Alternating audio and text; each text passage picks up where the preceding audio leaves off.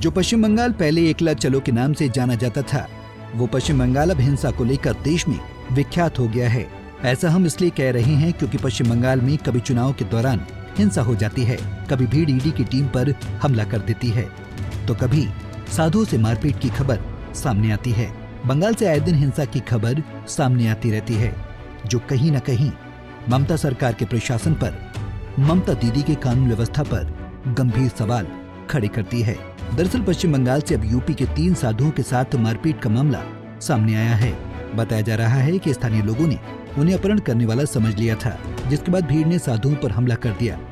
घटना की जानकारी मिलते ही पुलिस मौके पर पहुंची और साधुओं को भीड़ से बचाकर नजदीकी पुलिस स्टेशन पहुंचाया। पुलिस के अनुसार ये मामला गुरुवार का है, जब यूपी के 3 साधु, एक व्यक्ति और उसके 2 बेटे मकर संक्रांति पर स्नान करने के लिए गंगा सागर जा रहे थे। इसी दौरान वे रास्ता भटक गए, जिसके बाद उन्होंने 3 लड़कियों से रास्ते के बारे में पूछा।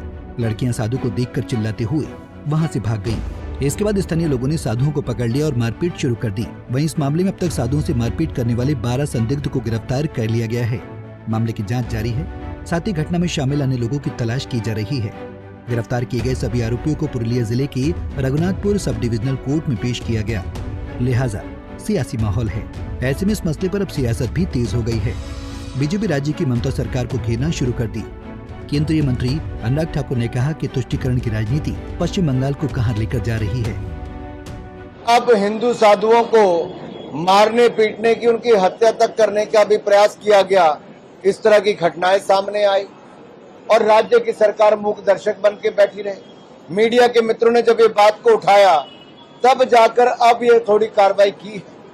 सवाल ये खड़ा होता है कि तुष्टीकरण की राजनीति पश्चिम बंगाल को कहां लेकर जा रही है।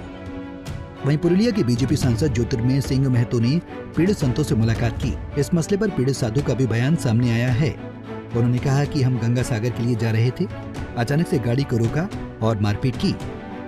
जैसे हम जा रहे थे गंगा सागर के लिए, रास्ते में अचानक गाड़ी को रोका, हम लोगों के साथ में धक्का मुक्की की और मारपीट की और गाड़ी को तोड़ कर पुलिस प्रशासन गया, हमको थाने में रख दिया।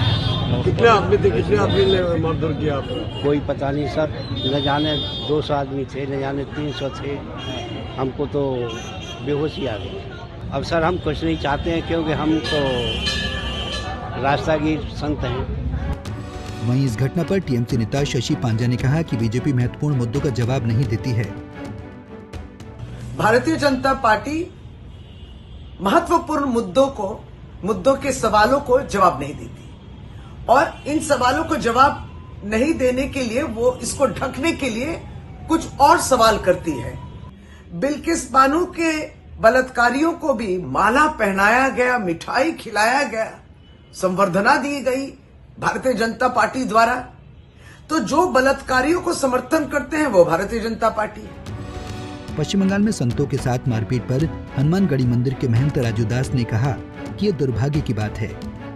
दुर्भाग्य की बात है। वहाँ के मुख्यमंत्री महोदया से पूछना चाहता हूँ, इस प्रकार से साधुओं के ऊपर हमले हो गए। देख लो, महाराष्ट्र में साधुओं के ऊपर इस प्रकार से हमले हुए, वहाँ की सरकार चली गई। ऐसा न हो कि तुम्हारी भी सरकार चली जाए।